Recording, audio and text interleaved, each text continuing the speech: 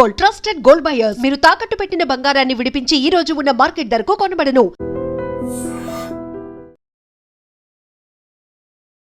కొంతమంది విపరీతంగా పిల్లల్ని కంటున్నారు. వారి వల్ల హిందుస్థాన్ కాస్త పాకిస్తాన్గా మారబోతోంది అనేటువంటి కమెంట్. అసదుద్దీన్ ఓవైసీ కూడా తను ఒక మాట అన్నారు. నాకు 6 పిల్లలు ఉన్నారు, కావాలంటే మీరు 4 కనండి, లేదంటే 8 మందిని కనండి, ఎవరు మిమ్మల్ని ఆపుతున్నారు అనేది. పిఎఫ్ఐ ఒక డాక్యుమెంట్ ఉండే, popular front of India terrorist group. Bihar వాళ్ళ పోలీసు ఒక రైడ్ చేస్తే ఆ రైడ్లో ఒక డాక్యుమెంట్ దొరికింది. వాళ్ళు 2047 కల్లా ఇండియాని ఒక ఇస్లామిక్ రిపబ్లిక్గా మార్చేస్తామని చెప్పి పిఎఫ్ఐ స్ట్రాటజీ డాక్యుమెంట్. అట్లాంటి ఏరియాస్ కూడా వస్తుంది దానికి. So this is what is happening Kavitha గారు. ఈ క్వశ్చన్లో హిందువులు ఏం చేయాలని చెప్పి ఒక ప్రశ్న. ఏమైపోతుందంటే ఒక టైంలో వాళ్ళ పాపులేషన్ ప్రెషర్ పెరిగినప్పుడు వాళ్ళు మైగ్రేట్ అవుతారు. ట్రంప్ నికోలస్ మదురోని వెళ్ళి పట్టుకొని ఒక ఖైదీలాగా తీసుకెళ్లారు. వెంజుయేలా అధ్యక్షుడు అయినప్పుడు కూడా ఆయన పట్టుకెళ్లారు. అలా మనం ఎందుకు చేయలేకపోతున్నాము? మనం కూడా పాకిస్తాన్కి వెళ్ళి అక్కడ ఎవరైతే ఉగ్రవాదులు ఉన్నారో, తీవ్రవాదులు మన మీద టెర్రర్ అటాక్స్ చేస్తున్న వాళ్ళని కూడా పట్టుకొని రావచ్చు కదా. ఆ పని మనం ఎందుకు చెయ్యట్లేదు అనేటువంటి క్వశ్చన్ ఉంది. సద్దాం హుస్సేన్ని చంపినప్పుడు ఈ క్వశ్చన్ అడగలేదే ఓవైసీ? లిబియాలో గదాఫీని హత్య చేసినప్పుడు ఈ మాట చెప్పలేదే? డానియల్ ఆర్టెగాని, నికరాగ్వన్ ప్రెసిడెంట్, ఇట్లానే కిడ్నాప్ చేసి తీసుకెళ్లారు యుఎస్. అప్పుడు ఇంకా ఫస్ట్ టైం కాదు యుఎస్ చేసేది. మోదీ గారు ఉన్నారు కదా, ఆయన టెస్ట్ చేద్దాం ఒకసారి.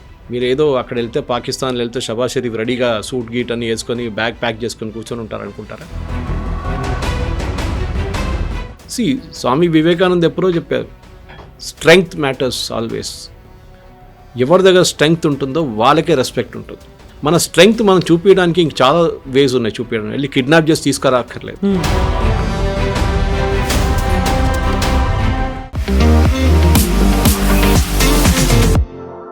నమస్తే, నేను Kavitha. Welcome to I dream news and నిజాలు.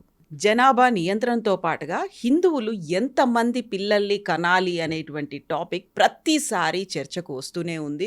గతంలో ఆర్ఎస్ఎస్ చీఫ్ మోహన్ భగవత్ ప్రతి హిందువు 3 పిల్లల్ని కనాలి అనంటే, ఈ మధ్య కాలంలో బీజేపీ నాయకురాలు నవనీత్ రాణా ప్రతి ఒక్క హిందువు 3-4 పిల్లల్ని కనాలి అనేటువంటి వాదనకి కౌంటర్గా ఎంపీ అసదుద్దీన్ ఓవైసీ నాకు 6 పిల్లలున్నారు, కావాలంటే మీరు 8 మంది పిల్లల్ని కనండి అని తను ఒక ఆర్గ్యుమెంట్ చేశాడు. యాక్చువల్గా పిల్లల్ని ఎందుకు కనాలి, అంత పెద్ద సంఖ్యలో పెంచుకోవాల్సినటువంటి అవసరం ఏంటి అనే వాదంతో పాటుగా మహిళ ఆరోగ్యం గురించి ఎవరు ఆలోచించరా, వాళ్ళ ఆర్థిక అవసరాల గురించి పట్టించుకునేది ఎవరు అనేటువంటి అనాలిసిస్లు కూడా వినిపిస్తున్నాయి. ఎందుకని ఈ జనాభాకి సంబంధించి ప్రతిసారి హిందువులు విపరీతమైన పిల్లల్ని కనాలి అనేటువంటి వాదన వస్తోంది. మనతో పాటుగా ఉన్నారు సీనియర్ జర్నలిస్ట్ సురేష్ కొచ్చతిల్ గారు.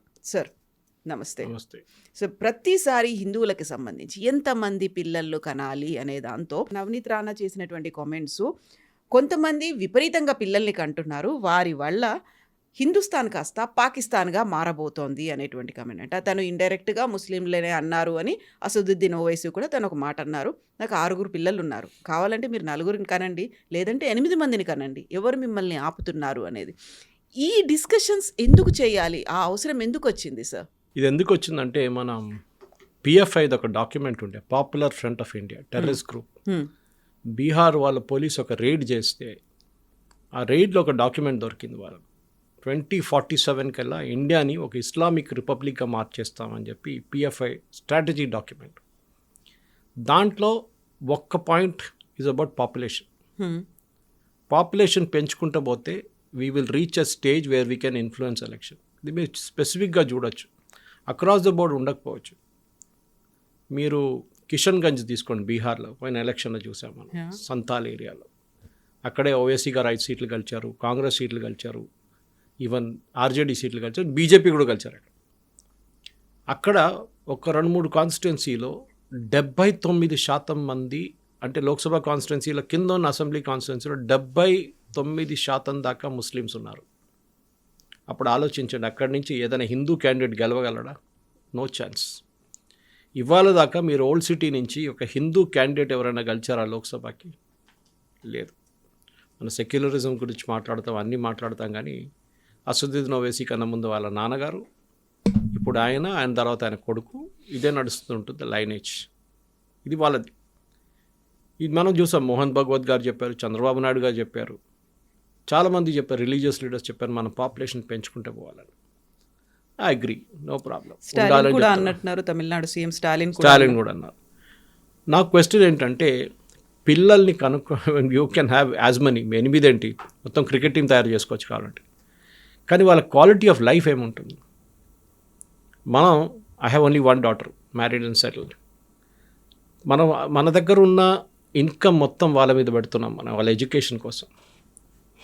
ఒకరి బదులు 3 ఉన్నారనుకోండి, నా దగ్గర ఉన్న ₹1,00,000 ఆదాయం నెలకు అనుకుండే ఆ టైంలో 3కి పెట్టాల్సి వస్తుంది. వాళ్ళ స్కూల్ ఫీజు ఫర్ ఎగ్జాంపుల్, మా కూతురు చదువుతున్నప్పుడు ఆమె ఇండస్ వరల్డ్ స్కూల్లో అప్పుడు 1.4 lakhs ఫీజు ఉండే, 1.2 to 1.4 పర్ ఇయర్. 3 ఉన్నారనుకోండి, నేను ఎంత పెట్టాలండి? 4.5 lakhs పెట్టాల్సి వస్తుంది. ఇప్పుడు మనం ఏం చేస్తున్నాం అంటే, హిందూ ఫ్యామిలీస్లో మనం చాలా మటుకు చూస్తున్నాం, ఎస్పెషల్లీ మా దగ్గర కేరళలో పాపులేషన్ ఎప్పటి నుంచో పడిపోయింది. It is below fertility level అంటారు. అంటే చనిపోయిన వాళ్ళకన్నా తక్కువ మంది పుడుతున్నారు. Tamil Nadu reach that level about 5 years ago. Karnataka, Telangana బహుశా ఇంకా 10 సంవత్సరాలు ఆ లెవెల్కి వచ్చేస్తారు.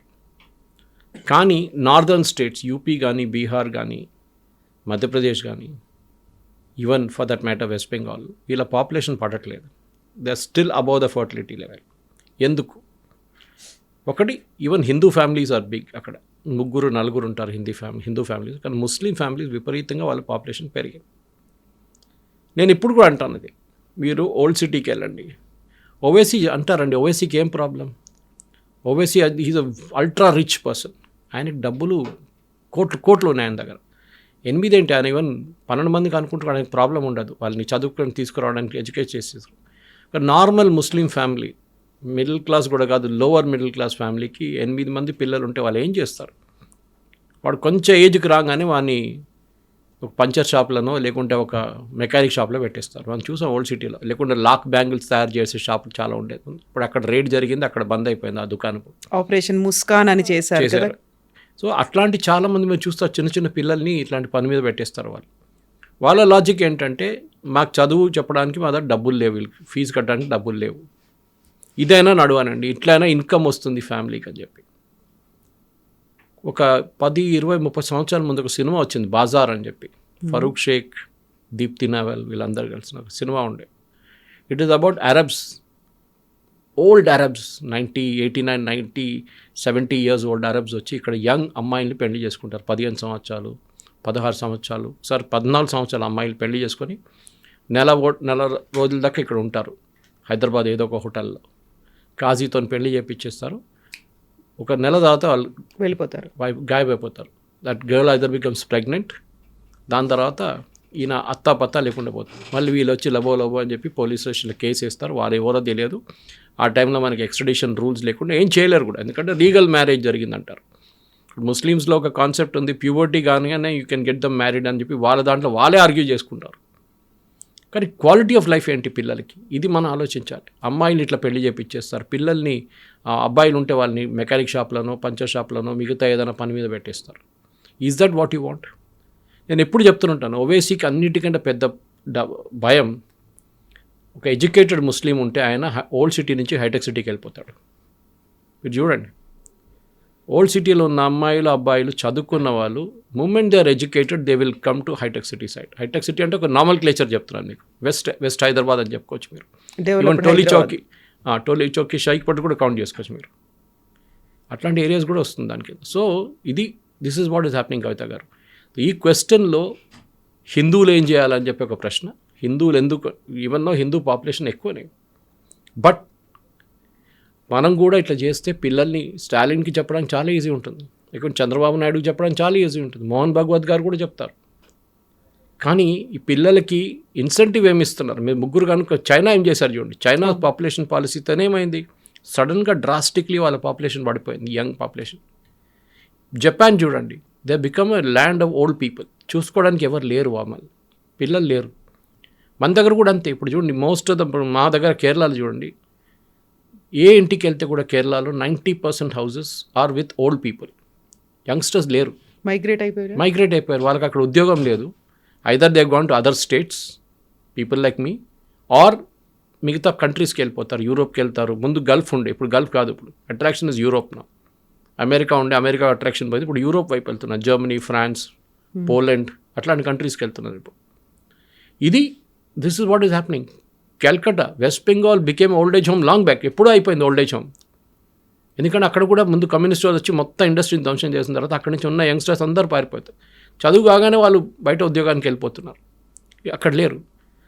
మీ అమ్మ నాన్న గారికి ఏదైనా హెల్త్ ప్రాబ్లం వస్తే చూసుకోవడానికి ఎవరున్నారు? ఏం చేస్తారు? తీసుకెళ్ళి ఓల్డ్ ఏజ్ హోమ్లో వేసేస్తారు, లేకుంటే రిటైర్మెంట్ కమ్యూనిటీస్ అని ఉంటుంది మన దగ్గర, అక్కడ వేయించేస్తారు. అక్కడ ఒక డాక్టర్ ఫెసిలిటీ ఆన్ కాల్ ఉంటారు, పక్కన హాస్పిటల్ ఉంటుంది, ఫుడ్ ఎవరో తయారు చేసి ఇస్తారు. వాళ్ళ ఏజ్ గ్రూప్లో చాలామంది ఉంటారు. సో వాళ్ళ మైండ్ కొంచెం ఫ్రెష్ అయిపోతుంది. కానీ ఆలోచించండి, వై దిస్ ఈజ్ హ్యాపెనింగ్. ఒకటి మనం కూడా చేస్తున్నాం, that is we're reducing our number of children. ఒకటో రెండో మ్యాక్సిమం పెట్టుకొని హిందువులు, ఆ పిల్లలు కూడా చదువుకున్న తర్వాత వెళ్ళిపోతున్నారు. కొంతమంది యూఎస్కి వెళ్ళిపోతున్నారు, మన దగ్గర తెలుగు స్పీకింగ్ స్టేట్స్ లాగా. వాళ్ళ అమ్మ నాన్నని పెద్ద ఒక గేటెడ్ కమ్యూనిటీలో తీసుకెళ్ళి పెట్టేస్తారు. They think that is happiness, which is not the case. So ఇక్కడ మనం చూస్తున్న దాని ప్రకారం మన certain states, for example Kerala తీసుకున్నా again, because my state is that Kerala. అక్కడ మనం మాట్లాడాలి, కేరళలో క్రిస్టియన్స్ అండ్ హిందూ పాపులేషన్ ఎప్పటి నుంచో పడుతున్న వస్తుంది కింద. ఈవెన్ దేర్ క్రిస్టియన్స్ కూడా వాళ్ళ ఫ్యామిలీస్ చిన్న చిన్న ఫ్యామిలీస్ మెయింటైన్ చేసుకుంటారు, వాళ్ళ పెద్ద ఫ్యామిలీస్ ఉండదు. Versus one district, Malappuram district, which is 90% Muslim population, అక్కడ ఇండియాలో one of the highest population rates Malappuram డిస్ట్రిక్ట్లో ఉంది. సో అంటే డెమోగ్రఫిక్ చేంజెస్ వచ్చాయా, లేకుంటే రైట్ ఫ్రమ్ ద బిగినింగ్ అలాగే ఉన్నారా? పాపులేషన్ 5, 6 ఒక్కొక్క ఫ్యామిలీలో.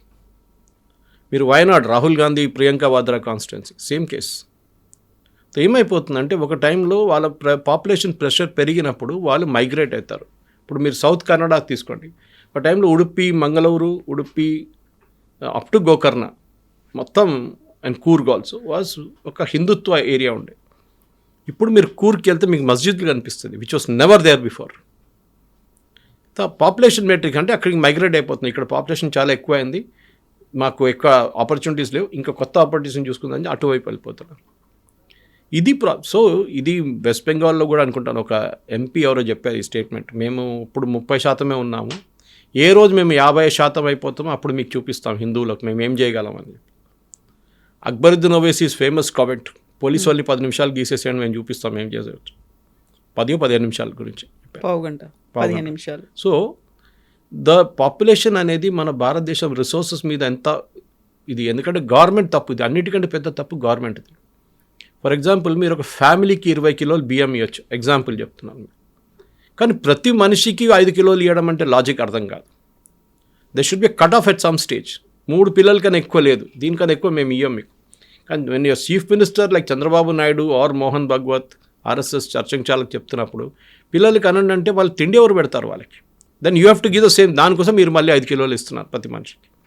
You are encouraging that. మీరు మర్చిపోతున్నారు వాళ్ళకున్న జీతం ఎక్కువ కావట్లేదు. Salary is same, maximum 10% increment ఉండొచ్చు ఒక 2 సంవత్సరాల్లో. Who will pay for the school fees? వాళ్ళు కాలేజ్కి వచ్చిన వాళ్ళ కాలేజ్ ఫీజ్, దాని తర్వాత వాళ్ళ పెళ్ళి, దీని ఖర్చులంతా ఎవరు చూసుకుంటారు? అప్పుడు చంద్రబాబు నాయుడు కనిపించారు మీకు, అప్పుడు మోహన్ భగవత్ కనిపించారు, ఎవరు ఉండరు ఆ టైంలో. ఐఎమ్ నాట్ క్రిటిసైజింగ్ దమ్, నేను చెప్తున్నా ఫ్రమ్ మై ప్రాక్టికల్ పాయింట్. మీకు చెప్పడానికి చాలా ఈజీగా ఉంటుంది. మీకు సొంత ఫ్యామిలీలో మీకు ఎంతమంది పిల్లలు ఉన్నారు చూడండి. Naidu was got only 1 kid. Okay, మన రఘునందన్ రావు గారు ఒక ఇంటర్వ్యూ చూశాను నేను కొన్ని రోజుల ముందు. అక్కడ కూడా ఆయన చెప్తున్నారు పిల్లలు కానివ్వండి, ఆయన కూడా కూతురే. సో చెప్పడానికి అందరికి బాగుంటుంది, మీరు 3, 4, 5 క్రికెట్ టీం తయారు చేయండి అని చెప్పేసి. కానీ వాళ్ళ క్వాలిటీ ఆఫ్ లైఫ్ ఏముంటుంది అది మనం ఆలోచించాలి కవిత గారు. సో క్వాలిటీ ఆఫ్ లైఫ్ మాత్రమే కాదు, ఉమెన్ హెల్త్ అనేది కూడా మ్యాటర్స్ కదా. ప్రతిసారి ఒక 9 months ప్రెగ్నెన్సీ అనేది ఉంటుంది, ఆ తర్వాత పోస్ట్ పార్టమ్ అనేది, ఇవన్నీ ఒక డిప్రెషన్ స్టేజ్, ఇవన్నీ ఉన్న తర్వాత వాటన్నిటినీ స్ట్రగుల్స్ అన్నిటినీ ఫేస్ చేసి ముందుకు వెళ్ళి మళ్ళీ she is ready for the second pregnancy అనేసరికి చాలా వరకు చేంజెస్ ఉంటాయి, హెల్త్లో వచ్చేటువంటి డిస్టర్బెన్సెస్ ఇవన్నీ ఉంటాయి. దాని గురించి ఎందుకు ఆలోచించట్లేదు? ఇంకోటి important point, your point is correct. చాలా మటుకు important point, 1950s, 60s, 70s దాకా, ఈవెన్ 80s మనకు జాయింట్ ఫ్యామిలీ సిస్టమ్ ఉంది. ఇంట్లో ఒక బాబు అమ్మాయి పుడితే చూసుకోవడానికి గ్రాండ్ మదర్, ఆంట్స్, అంకుల్స్ వీళ్ళందరూ ఉంటారు, ఎవరో ఎత్తుకొని తిరుగుతారు ఇంట్లో. ఇప్పుడు న్యూక్లియర్ ఫ్యామిలీస్ అయిపోయాం మనం. We're staying in an apartment, పక్కన ఇంట్లో ఎవరున్నా అది కూడా తెలియదు మనకి. అపార్ట్మెంట్లో ఉండి మీకు ఒక ప్రెగ్నెన్సీ అయ్యే పాపను కనిపితే బాబుని కనిపితే 3 years you have to take a break. అవును. వాళ్ళు పెద్ద అయ్యేదాకా అట్లీస్ట్ కేజీ దాకా వచ్చేదాకా ఆ 3 years మీకు లాస్ ఆఫ్ రెవెన్యూనా, మీ కెరియర్ లాస్లో మీ ప్రమోషన్ పోతుందా, ఇదంతా చూసుకోవాల్సి వస్తుంది. మీరు చెప్పినట్టు health is the most important thing. ఏమవుతుంది ఒక ఫ్యాక్టరీ లాగా మీరు ఒకటి తర్వాత ఓవైసీ లాగా 8 మంది అంటే what happens to his wife, he doesn't care. ఆయన ఏమనంటే నేను మా తిండి పెడుతున్నాను ఆమెకి, she's very healthy, yes at your stage you can afford, you're an MP, మీకు విపరీతమైన మీ ఫండ్స్ ఉంటుంది మీ దగ్గర, హెల్త్కి మీకు అసలు మీ సొంత హాస్పిటల్ ఉంది మీ దగ్గర మీకు కావాలంటే. But what about the poor people? వాళ్ళకి at least what kind of food they will eat during pregnancy. ఒక లేడీకి మనకు తెలిసిందే that she has to eat nutritious food. ఇది ఎగ్స్ ఎక్కడ, పాలు ఎక్కడ, వాళ్ళ డబ్బులే లేవు బతకడానికి. పిల్లలు కాను అంటున్నారు. నో, మనం పాపులేషన్ తగ్గించాలి, but we should reduce at the right places. అది జరగట్లేదు. కొన్ని రిలీజియన్స్లో మాత్రం. I'll give an example Kavitha garu. I'm talking from 1951లో. ఓకే. హిందువుల పాపులేషన్ ఆ టైంలో 30 crores, 30 కోట్లు. ముస్లిం పాపులేషన్ 3.5 crores, అంటే అబౌట్ 10%. ఓకే.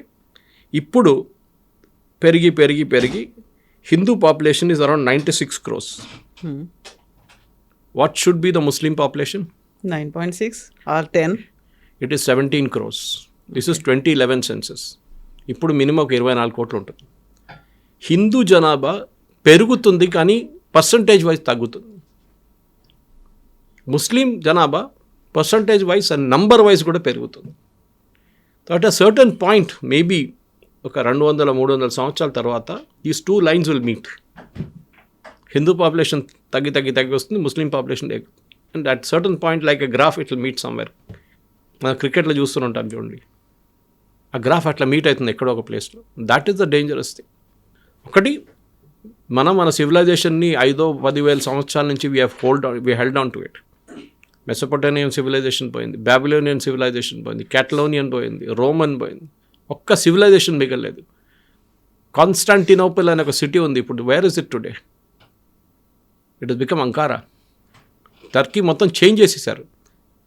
పెద్ద ఒక చర్చ్ ఉండే అక్కడ, ఆ చర్చ్ని మాస్క్ చేసేసారు వాళ్ళు. That's biggest church, Christian church in the world at one time. ఇది our civilisation is under attack. అది మనం మర్చిపోకూడదు ఎప్పుడు.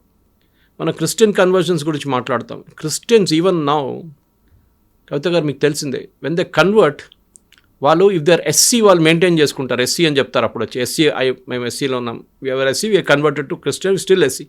కానీ ఎస్టీకి వచ్చినప్పుడు there is a problem there. ST they can become ST, but moment SC వాళ్ళు కన్వర్ట్ చేసినప్పుడు they will not say they are SC.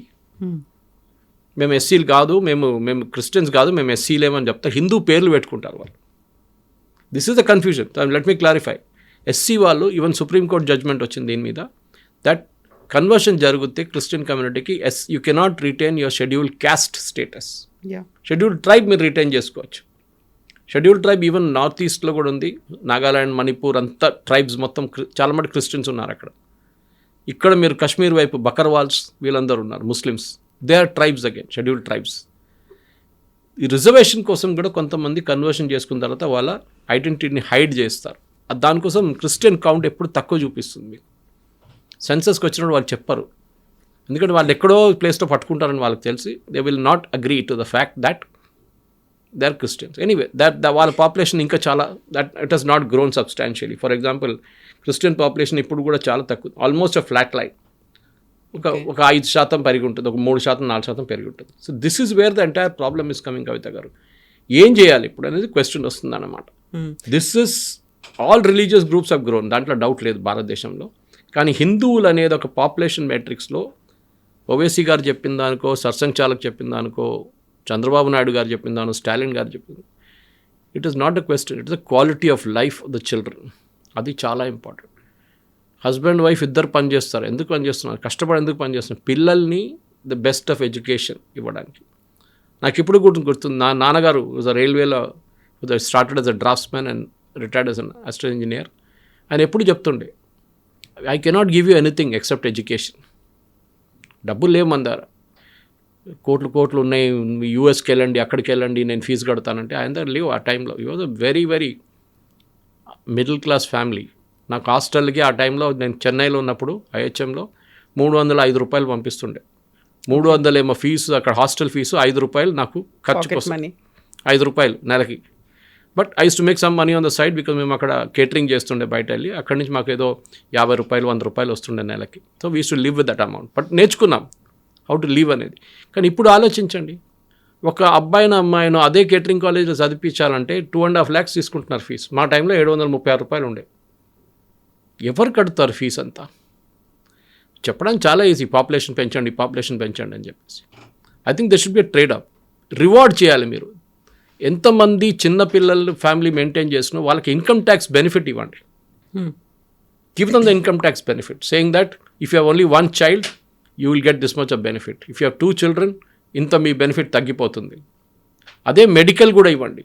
Medical premiums కూడా సింగిల్ చైల్డ్ వాళ్ళకి, ఎందుకంటే పేరెంట్స్ ఓల్డ్ ఏజ్కి వచ్చినప్పుడు సింగిల్ చైల్డ్ చూసుకోవడం చాలా కష్టం. వాళ్ళు బాంబేలోనో బెంగళూరులోనో హైదరాబాద్లోనో ఉంటారు.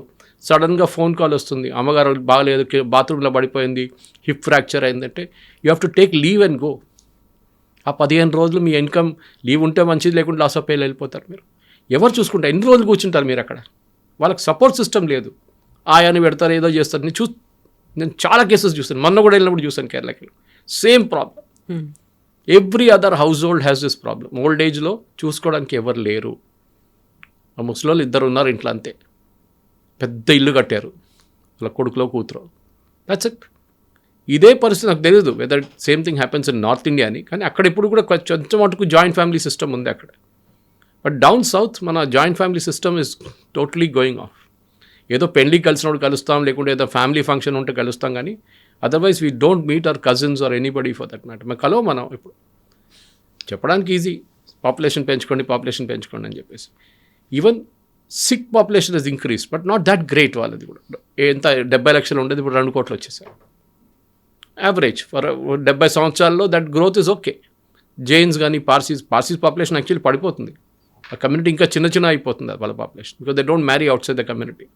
దానికోసం సో ఈ ఓవైసీ గారు చెప్పిన స్టేట్మెంట్కి వాళ్ళ కమ్యూనిటీ గురించి ఆలోచించాలి.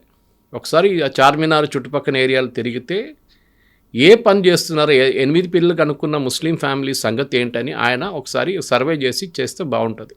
ఇది నా అపీల్ అన్నమాట. సో ఇప్పుడు ఓవైసీ గురించి ఎలాగో మాట్లాడుకుంటున్నాం కాబట్టి వెరీ రీసెంట్గా ఆయన ఇచ్చినటువంటి ఇంకొక స్టేట్మెంట్ కూడా ఉంది. అది ట్రంప్ నికోలస్ మదురోని వెళ్ళి పట్టుకొని ఒక ఖైదీలాగా తీసుకెళ్లారు. వెనిజువేలా అధ్యక్షుడు అయినప్పుడు కూడా ఆయన పట్టుకెళ్లారు. అలా మనం ఎందుకు చేయలేకపోతున్నాము? మనం కూడా పాకిస్తాన్కి వెళ్ళి అక్కడ ఎవరైతే ఉగ్రవాదులు ఉన్నారో, తీవ్రవాదులు మన మీద టెర్రర్ అటాక్స్ చేస్తున్న వాళ్ళని కూడా పట్టుకొని రావచ్చు కదా. ఆ పని మనం ఎందుకు చెయ్యట్లేదు అనేటువంటి క్వశ్చన్ ఉంది. సద్దాం హుస్సేన్ని చంపినప్పుడు ఈ క్వశ్చన్ అడగలేదే ఓవైసీ? లిబియాలో గదాఫీని హత్య చేసినప్పుడు ఈ మాట చెప్పలేదే? డానియల్ ఆర్టెగాని, నికరాగ్వన్ ప్రెసిడెంట్, ఇట్లానే కిడ్నాప్ చేసి తీసుకెళ్లారు యూఎస్. అప్పుడు ఇక ఫస్ట్ టైం కాదు యూఎస్ చేసేది, they have done it before also. అప్పుడు ఎవరు మాట్లాడలేదు. మోదీ గారు ఉన్నారు కదా, ఆయన టెస్ట్ చేద్దాం ఒకసారి. మీరు ఏదో అక్కడ వెళ్తే, పాకిస్తాన్లో వెళ్తే షబాజ్ షరీఫ్ రెడీగా సూట్ గీట్ అని వేసుకొని బ్యాగ్ ప్యాక్ చేసుకొని కూర్చొని ఉంటారు అనుకుంటారా? They are not Nicaragua, they are not Venezuela. ఏం జరిగింది? వాళ్ళ బాడీ గార్డులు కొనుక్కున్నారు America. And we are not America. See, Swami Vivekanand ఎప్పుడో చెప్పారు, స్ట్రెంగ్త్ మ్యాటర్స్ ఆల్వేస్. ఎవరి దగ్గర స్ట్రెంగ్త్ ఉంటుందో వాళ్ళకే రెస్పెక్ట్ ఉంటుంది. Nobody will respect a week nation. మన స్ట్రెంగ్త్ మనం చూపించడానికి ఇంక చాలా వేస్ ఉన్నాయి చూపించడానికి. వెళ్ళి కిడ్నాప్ చేసి తీసుకురాక్కర్లేదు. రేపు పాకిస్తాన్కి అయితే we will also kidnap your people. ఏం చేస్తారు అప్పుడు? మరి ఆ కిడ్నాపింగ్ అయిపోతుంది. ఇది ఒక కంట్రీగా ఉండదు, మళ్ళీ ఎక్కడ మిగిలిపోదు. ఇప్పుడు ట్రంప్ చేసింది కూడా చూడండి, ఇప్పుడు దానికి what all impact it has. ఇప్పుడు గ్రీన్లాండ్ గురించి మాట్లాడుతున్నాడు, అందరూ యూరోపియన్స్ కలిసి ఆయన మీద పడ్డారు. ఇప్పుడు ఎట్లా గ్రీన్లాండ్ గురించి మాట్లాడుతున్నారు మీరు? What do you think of yourself? Trump వెళ్ళిపోతారు 2 yearsలో. What happens after that? వచ్చిన ప్రెసిడెంట్ సడన్లీ ఈయన పార్డన్ చేస్తే ఏం చేస్తారు? సరే మీరు వెళ్ళిపోండి, go back to your country అంటే ఏం చేస్తారు? What face will Trump show then? So ఓవైసీకి చెప్పడం చాలా ఈజీ. ఇదే మాట ఆయన ముందు అడగాలుండే. ఆయన చాలా సంవత్సరాల నుంచి ఎంపీ కదా, అప్పుడు అడగాలుండే. మీరు దీనికన్నా ముందు జరిగింది కదా, సద్దాం హుస్సేన్ని చంపారు కదా, అందర nuclear weapons of mass destruction ఉందని చెప్పేసి మనం కూడా వెళ్ళి పాకిస్తాన్ని మొత్తం వాళ్ళ ప్రెసిడెంట్ని, ప్రైమ్ మినిస్టర్ని చంపేద్దాం. ఎందుకంటే ఇప్పుడు కూడా అంటున్నారు బెనజర్ భుట్టోని చంపింది భారతదేశం అంటారు వీళ్ళు. వాళ్ళ కాన్స్పిరసీ థియరీస్లో అది కూడా ఉంది ఇప్పుడు కూడా. But that is not a point. Point is మీరేం చేశారు? పాకిస్తాన్లో వాళ్ళ ప్రైమ్ మినిస్టర్నే వాళ్ళు ఉరేశారు. వాళ్ళు జుల్ఫికర్ అలీ భుట్టో, బెనజీర్ భుట్టోని చంపారు. ఎవరో చంపారు మనకు తెలియదు. వాళ్ళ హిస్టరీలో ఉంది అది. జియావుల్ హక్ని వాళ్ళ ఎయిర్క్రాఫ్ట్లో బాంబులు పెట్టి పేల్చేశారు Americans. So that culture is always there. మనం చేయాల్సింది మనం చేస్తున్నాం. Maybe we need not do it at the senior level. మనం ఆపరేషన్ సింధూర్లో ఏం చేసాం? వాళ్ళ టెర్రర్ టార్గెట్స్ని కొట్టాం, 8 టెర్రర్ టార్గెట్స్ని కొట్టాం. That is what is required. అంతే చేసాం మనం. అదే టైంలో మనం వెళ్ళి షబాజ్ షరీఫ్ని బాంబ్ చేసి ఆయన చంపడం అంటే that would resulted in a different game altogether. International డిప్లొమసీలో అది పనిచేయదు. You are India and they are Pakistan. America రేపు వచ్చి ఒక హైపోథెటికల్ సిచ్యువేషన్ తీసుకుందాం. పాకిస్తాన్ నుంచి ఒసామా బిన్ లాడెన్ తీసుకెళ్లారు కదా, నిజంగా జరిగిన ఇన్సిడెంటే కదా. మీరు అడగొచ్చు రేపు, అరే అట్లనే మనం వెళ్ళి ఈయన ఉన్నాడు కదా లష్కరే తోయిబా వాళ్ళు హఫీజ్ సయీద్ని ఎవరైనా ఎత్తుకొచ్చేద్దాం అని అక్కడి నుంచి. జైషే మసూద్ అజర్ ఉన్నాడు, అందరు ఉన్నారు, వాళ్ళని ఎత్తుకొచ్చేద్దాం అక్కడి నుంచి అంటే ఎస్, ఇజ్రాయెల్ చేస్తుంటారు అట్లాంటి పనులన్నీ. ఇజ్రాయెల్ ఎత్తుకోరారు కానీ చంపేస్తారు వాళ్ళు. మనం కూడా చేయొచ్చు కదంటే we did 1 step of it. కానీ ఆయన పట్టుకురావడం అని అక్కర్లేదు, because it's gonna bigger headache again. ఈ అఖండ్ భారత్ మాట్లాడుతున్నట్లు అయిపోతుంది అది కూడా. పాకిస్తాన్ ఆక్యుపైడ్ కాశ్మీర్ని రేపు వెళ్ళి గుంజుకొని మన వైపు తీసుకొద్దాం, వాళ్ళు వస్తారా? వాళ్ళు రెడీగా కూర్చున్నారు. మన దగ్గర ఆల్రెడీ టెర్రర్ ప్రాబ్లం ఉంది కాశ్మీర్లో, ఇంకొక టెరిటరీని యాడ్ చేస్తే ఇంకా డబుల్ అయిపోతుంది మనకి. సో చెప్పడానికి ఈజీ ఓవైసీ గారికి, మోదీ గారి ఇట్స్ ఇంటర్నేషనల్ గేమ్లో అది చాలా మంచిగా ఉంటుంది. పాకిస్తాన్లో వెళ్ళి చెప్పండి అన్నమాట.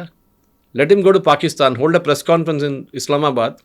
ఇదే మాట అక్కడ రిపీట్ చేయమని చెప్పండి. మీ ప్రెసిడెంట్ని, మా ప్రైమ్ మినిస్టర్ వచ్చి ఎత్తుకెళ్ళిపోతే, మా ఆర్మీ, ఇండియన్ ఆర్మీ వచ్చి ఎత్తుకెళ్ళిపోతారు మీ ప్రెసిడెంట్ని, చూడండి అని చెప్తే ఆయన పాకిస్తాన్ నుంచి బయటికి రానియరు వాళ్ళు. తర్వాత అక్కడే ఉండిపోవాల్సి వస్తుంది ఆయనకి.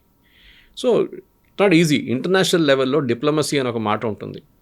యుఎస్ దానికి దే డోంట్ కేర్ యాక్చువల్లీ. మనం దీనికి ఫస్ట్ టైం కాదు. వియట్నాం చూసాం, సొమాలియా చూసాం, సిరియా చూసాం, విసా ఇరాక్, ఆఫ్ఘనిస్తాన్, మన ఇరాన్లో కూడా షా ఆఫ్ ఇరాన్ మార్చారు కదా వీళ్ళు. They were ruling before. Shah of Iran ఎవరిది ప్రాక్సీ ఉండే? యూఎస్ ప్రాక్సీ ఉండే. సో ప్రతి చోట్ల 75 కంట్రీస్లో, I was hearing professor Jeffrey సాక్స్, ఆయన యుఎన్ అసెంబ్లీని అడ్రస్ చేశారు నిన్న. దానికన్నా ముందు కూడా ఆయన మాట్లాడారు. తర్వాత మన కొన్ని ఛానల్స్కి ఇంటర్వ్యూ కూడా ఇచ్చారు ఆయన. ప్రొఫెసర్ జెఫ్రీ సాక్స్ అన్నారు 77 కంట్రీస్లో US has interfered. Okay, internal అఫైర్స్లో. మనం ఒక్క కంట్రీ గురించి మాట్లాడుతున్నాం ఇక్కడ. ఆంగ్ సాన్ సూచీని తీసుకొచ్చింది వాళ్ళు, తింపింది కూడా వాళ్ళే. ఇది వాళ్ళ స్ట్రాటజీ. నచ్చకపోతే అంత సంగతి, వాళ్ళు తీసేస్తారు. అది it can see president Trump అనేది ఇంకో లెవెల్కి వెళ్ళిపోయాడు ఆయన. కానీ దీనికన్నా ముందున్న వాళ్ళు మహాత్మా గాంధీ కాదు అక్కడ. వాళ్ళు కూడా నంబర్ 1 కిలాడీలు వాళ్ళు. ఒబామా ఉండనివ్వండి, క్లింటన్ ఉండి, ఎవరైనా కానీ they also played their own game. John F Kennedy time నుంచి బే ఆఫ్ పిగ్స్ జరిగింది మనకు తెలిసింది, Fidel Castro. Marco Rubio, the present secretary of state, ఆయన ఈజ్ ఒరిజినలీ ఫ్రమ్ క్యూబా. ఆయన అక్కడి నుంచి పారిపోయి వచ్చిన ఫ్యామిలీ నుంచి ఉన్న మనిషి. ఆయనకు కోపం ఉంది. లాటిన్ అమెరికన్ కంట్రీస్ అంటే ఆయనకు కోపం వస్తుంది, ఎస్పెషలీ క్యూబా. నెక్స్ట్ చూడండి, క్యూబా ఉండొచ్చు, బట్ అక్కడ తీసుకొచ్చి ఏం చేయలేరు వాళ్ళకి. Because Castro is no longer there. ఎవరో ఇంకొకటి కూర్చుని ఉంటాడు, ఆ పేరు కూడా తెలియదు మనకి. 3 పేర్లు కూడా చెప్పారు కదా, క్యూబా, కంబోడియా అండ్ మెక్సికో అనేది కూడా ఉంది కదా. కొలంబియా, కొలంబియా ఇస్ వీళ్ళు డ్రగ్ అంటారు కదా, డ్రగ్ది పెద్ద హెవెన్ కొలంబియా. వీళ్ళకి దమ్ముంటే వాళ్ళు పట్టుకోవాలి.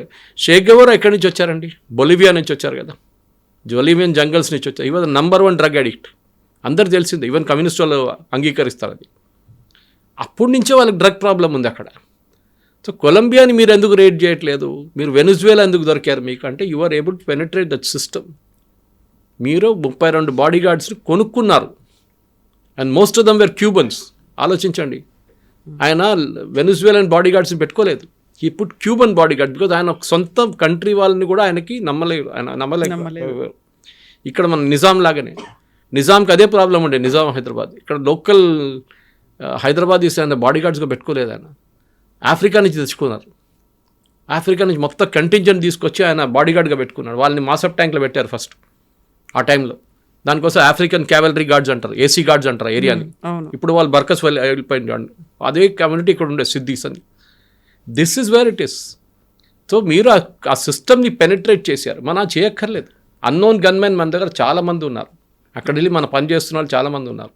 We are regularly seeing that. So Owaisi గారు ఆయన డ్రాయింగ్ రూమ్లో కూర్చొని దాంతో చెప్పొచ్చు, దమ్ముంటే అక్కడ పాకిస్తాన్కి వెళ్ళండి, ఇస్లామాబాద్ కూర్చొని ఇదే ప్రెస్ కాన్ఫరెన్స్ అక్కడ చేయమని చెప్పండి.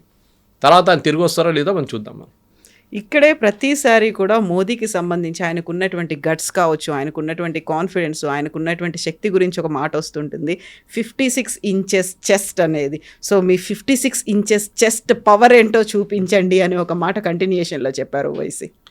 ఆల్వేస్ పవర్ అనేది ఫిజికల్ పవర్గా చూపించక్కర్లేదు, మెంటల్ పవర్గా కూడా ఉంటుంది. ఇజ్రాయలీస్ని చూడు నేర్చుకోండి. అది ఒలింపిక్స్లో, మ్యూనిక్ ఒలింపిక్స్లో వాళ్ళ అథ్లీట్స్ని చంపారు పాలెస్టీనియన్ టెర్రరిస్ట్. ఐ థింక్ 11 మంది ఉన్నారు అనుకుంటా టెర్రరిస్ట్. దాని తర్వాత వాళ్ళందరూ మాయమైపోయారు, ఆల్ డిసపియర్డ్. కానీ ఒక్కొక్కరిని the last guy was caught after 30 years ఎక్కడో బ్రెజిలియన్ జంగిల్లో కూర్చున్నాడు, అక్కడ వెళ్ళి కొట్టారు వాళ్ళు. That is what you need to do. మనం ఇజ్రాయెల్ దగ్గర నుంచి నేర్చుకోవాలి. ఖత్తర్లో వెళ్ళి కొట్టారు, ఇరాన్లో కొట్టారు. ఇరాన్ న్యూక్లియర్ సీక్రెట్స్ మొత్తం దొంగతనం చేసుకొని తీసుకొచ్చారు, సీడీలు మొత్తం ఎత్తుకొచ్చేసారు వాళ్ళు. మీరు 56 ఇంచ్ చెస్ట్ చూపించి నేను వెళ్ళి కొడతాను రేపని, కానీ that is not how the world functions. స్మార్ట్గా బిహేవ్ చేయాలి, చాలా డిప్లొమాటిక్గా చేయాలి. నవ్వుతూ అని కొట్టాలి, వాడు కూడా నవ్వాలి కొట్టిన తర్వాత. అట్లా ఉండాలన్నమాట. సో పవర్ నేను వెళ్ళి నీ మీద బాంబు వేస్తాను, నాట్ లైక్ యూఎస్. ట్రంప్ చేస్తాడు ఇట్లాంటి పనులన్నీ, బికాజ్ హీఈస్ నాట్ స్టేబుల్. ఆయన ఒకరోజు ఒకటి పిల్లి తెల్లదంటే తెల్లదంటాడు, రేపు నల్లదంటాడు మళ్ళీ. అదే ప్రాబ్లం వాసిలేట్ అవుతూనే ఉంటాడు Trump. We cannot behave like that. 50 inches chest నేను చూడు కొడతాను నేను, ఏదో బాక్సింగ్ మ్యాచ్ అది, లేకుంటే WWF ఇదే కదా మనం అడగాల్సింది. So we should behave in a very mature way. Modi garu చూడండి, మన మీద శాంక్షన్స్ పెట్టారు, టారిఫ్ పెట్టారు, ఏమైనా రియాక్ట్ అయ్యారా? లేదు. ఇప్పుడు కూడా ట్రంప్ మొన్న స్టేట్మెంట్ ఇచ్చారు. ఫస్ట్ డే ఏమన్నారు, నాకు మోదీ గారి మీద కోపం ఉందన్నారు. Remember yesterday change the statement, Modi గారికి నా మీద కోపం ఉందంటారు. Statement is change. నల్లపిల్లి తెల్లదైపోయింది, తెల్లపిల్లి నల్లదైపోయింది. Totally thing. ఎందుకు ఫస్ట్ డే చెప్పగానే వీళ్ళందరూ కలిసి పడ్డారు, ఎవరు ఖర్గే వీళ్ళందరూ వచ్చి. ట్రంప్ తిప్పి కొట్టినప్పుడు డైలాగ్ మార్చినప్పుడు ఇప్పుడు ఏమనట్లేరు, మోదీ గారికి నా మీద కోపం ఉందండి, న్యాచురలీ కోపం ఉంటుంది. What he said is right, but the first statement was wrong. ఎందుకంటే he just talks off the cuff. ఏ పేపర్ చూసుకొని చదవరు ఆయన. మొన్ననే చూసాను ఫస్ట్ టైం ఈ వెనిజువేలా జరిగిన తర్వాత ప్రెస్ కాన్ఫరెన్స్ మీడియాని అడ్రస్ చేసినప్పుడు పేపర్ చూసుకొని చదువుకుంటున్నాడు. ఈ was looking down all the time. ఎందుకంటే వాళ్ళకి భయం, వాళ్ళ మార్కో రూబియో కానీ మిగతా పీటర్ హెస్కెత్ కానీ వాళ్ళకి భయం. అంటే ఈయన ఏం చెప్తాడో తెలియదు కదా, పేపర్లో రాసేద్దాం అదే చదువుతాడని చెప్పేసి. లేకుంటే మేము బ్రెజిల్ని కాన్కర్ చేస్తాం ఎల్లుండి, మేము నికరాగువాని చేస్తాం, మేము ఎక్వడార్ వెళ్ళి కొడతామంటే then it becomes a mess. ఇప్పుడు ఆల్రెడీ చూడండి, ఇప్పుడు ఆయన అన్నారు ఫస్ట్ డే కాగానే అన్నారు మా US ఆయిల్ కంపెనీస్ అక్కడ వెళ్ళి ఫుట్బాల్ ఆడుకుంటారని చెప్పారు. ఇప్పుడు ఏమైంది, షెవ్రాన్ మాట్లాడలేదు, ఎక్సాన్ మొబైల్ మాట్లాడలేదు. ఎందుకంటే they are public limited companies, shareholders ఉన్నారు వాళ్ళు. ట్రంప్ ఇవాళ ఉంటాడు, రేపు వెళ్ళిపోతాడు. 4 సంవత్సరాల తర్వాత పెట్టుబడిన $20 బిలియన్, $30 బిలియన్, $40 బిలియన్ పోతే అట్లనే. They are scared. Today morning as of we speak today now అక్కడ ఆయిల్ కంపెనీస్ వెళ్ళట్లేదు. They are saying no sorry, మీరు గ్యారంటీ ఇవ్వండి మాకు, మీరు మేము పెట్టుబడి పెడుతున్నాం $100 బిలియన్, $50 బిలియన్, మాకు గ్యారంటీ ఇవ్వండి, ఈ డబ్బులు పోతే మీరు మాకు పే చేస్తారని. ఏ ప్రెసిడెంట్ ఇవ్వరు అది, ఎందుకంటే ఆయన ఉండడు కదా 2 సంవత్సరాల తర్వాత. ఇది ప్రాబ్లం. సో ఐ థింక్ ఈ 56 ఇంచ్ చెస్ట్ చెప్పడానికి అంతా డ్రాయింగ్ రూమ్లో కూర్చొని మాట్లాడచ్చు. మన దేశం ఎట్లా అంటే డ్రాయింగ్ రూమ్లో కూర్చొని IPL చూసుకుంటే మహేంద్ర సింగ్ ధోని దగ్గర బ్యాటింగ్ ఎట్లా చేయాలని మనం చెప్తాం. మన వాళ్ళు చాలా ఎక్స్పర్ట్స్ మన దాంట్లో. ఫీల్డ్ వెళ్ళి ఆర్డర్ ఒకసారి అంటే అప్పుడు తెలిసిపోతుంది కలర్ వీళ్ళది. మనం డ్రాయింగ్ రూమ్లో కూర్చొని చెప్తాయి ఏం బ్యాటింగ్ చేస్తున్నావు, ఇట్లా నా బ్యాటింగ్ చేసేది. This is how we even talk politics also. This is the problem with us. We are armchair experts, field కాదు. That's a difference. Yes sir. Thank you so much sir. Thank you very much. And for more videos, Please subscribe to iDream. Please subscribe to iDream. Please subscribe iDream. And please subscribe to iDream. For more videos, subscribe to iDream. please like, share and subscribe to the channel. Congratulations, iDream. Subscribe to iDream. Subscribe to iDream. So subscribe to iDream Media. iDream ki iDream team andarki huge congratulations. Please subscribe iDream Media. Please subscribe to iDream. Subscribe iDream. Please subscribe to iDream. iDream అంటే నా కళల channel subscribe చేసుకున్న నోరు తిరుగుతలేదు, మీరైతే గంట గుర్తు కొట్టండి. For more such videos, please subscribe to iDream. Subscribe to iDream. Please subscribe to iDream. Please subscribe iDream Media. Please do subscribe to iDream. Please subscribe to iDream Media. For best entertainment and information, please subscribe iDream. And don't forget to subscribe to iDream.